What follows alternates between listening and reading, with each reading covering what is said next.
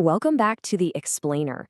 Today, we're decoding something that pretty much all of us have experienced, whether you've been on one side of it or the other. We're going to look at the hidden psychological reasons why people just suddenly stop replying, avoid calls, and completely withdraw from the world when times get tough. So if you love figuring out the deeper reasons behind human behavior, you are in exactly the right place. So, have you ever noticed this? You've got a friend, a family member, or maybe even a partner, and right when things hit rock bottom for them, they just vanish.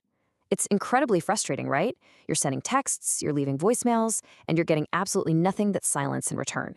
Well, as humans, our immediate gut reaction is to feel rejected, or to just assume the person is being kind of inconsiderate. But as we're going to see today, the psychology behind this tells a completely different story. So the crucial point is that we often get this wrong. The major misconception is that going off the grid during hard times is about selfishness, or that they just don't care about you anymore. But the reality? It's actually the mind's profound, hardwired way of coping with emotional overload. It's really not about you. It's about a nervous system that is just completely maxed out. Let's break down exactly why this happens. Here's the psychological roadmap we're taking today: the misunderstood disappearance, survival mode and danger, hiding from emotional exposure, control and the burden, depletion of mental energy, and finally, shifting our human perspective. Okay, let's dive into this with part one, the misunderstood disappearance. Psychology points out very specific behaviors when someone is dealing with this intense level of emotional overload. They stop replying to your texts, they totally avoid your calls, they withdraw from everyone, and that often includes their inner circle, who suddenly hear absolutely nothing. And we're not just talking about taking an afternoon off to unplug. Based on the data, this kind of withdrawal can last for days or literally extend into months. It's a complete systemic shutdown of their social connections. Which brings us to part two, survival mode and danger. See, when life gets overwhelmingly difficult, the brain actually starts treating that stress as if it were a physical, life-threatening danger. It flips a switch, the nervous system instantly drops into what we call survival mode. And when that happens, something really fascinating and highly specific occurs psychologically. Their attention drastically narrows. The brain forcefully cuts off focus on social connections and channels every ounce of its resources strictly toward emotional protection. So instead of reaching outward for a lifeline, the person instinctively retreats inward. It's like their mind is actively trying to hide until the perceived danger finally passes. Moving on to part three, hiding from emotional exposure. Let's walk through the exact mental sequence happening here. Step one makes total sense. The sheer struggle they're facing naturally creates this deep, heavy feeling of vulnerability. And that triggers intense fear, which is step two. They absolutely do not want anyone to see them failing or acting confused or just looking completely emotionally exhausted and lost. So instead of risking that raw exposure, they jump straight to step three, complete isolation. They basically erase themselves from the social equation entirely, just so they don't have to deal with the overwhelming burden of explaining what's going on in their head. Psychological distance starts feeling safer than being emotionally seen. I want you to just let that sink in for a second because it's incredibly powerful. When someone is in the thick of a struggle, the absolute raw vulnerability of being seen and that kind of pain is terrifying to them.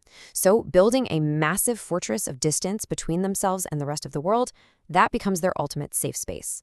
Next up is part four, control and the burden. And this brilliantly illustrates the wild contrast happening in their mind. On one side, their unpredictable reality is throwing incredibly heavy emotional stimulation at them. Everything is just too much.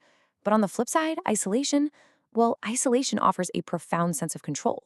When they're alone, there are zero expectations placed on them, no draining back and forth conversations, absolutely no pressure to justify their feelings.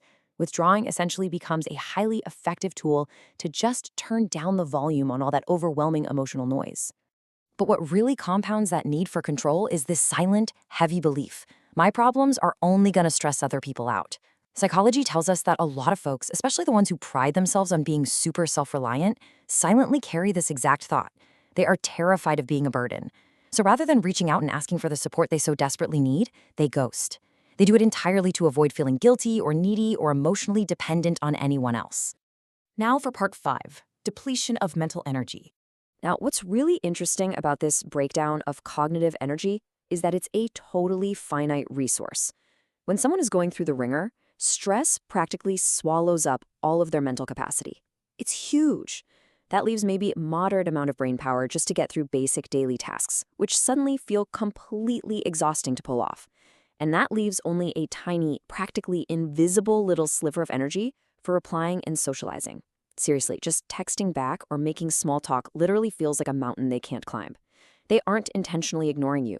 They genuinely, simply lack the emotional fuel required to engage. Finally, part 6, shifting our human perspective. Once you grasp these hidden drivers, the whole survival mode thing, the crippling fear of vulnerability, and that total depletion of cognitive energy, it completely flips how you view human behavior, right? You realize it's just an overwhelmed mind trying to survive. And knowing this should totally change how we reach out. Because they're scared of expectations and running on empty, the best, most practical thing you can do is remove all the pressure. Send a simple text that says, "Hey, thinking of you," absolutely no need to reply. Or just drop off a meal without making them talk to you. Lower the barrier to entry for your friendship. So, keeping all of this in mind, the next time someone disappears during a hard time, how will you view their silence differently? Thank you so much for hanging out with me for this explainer. Keep learning, and I'll catch you next time.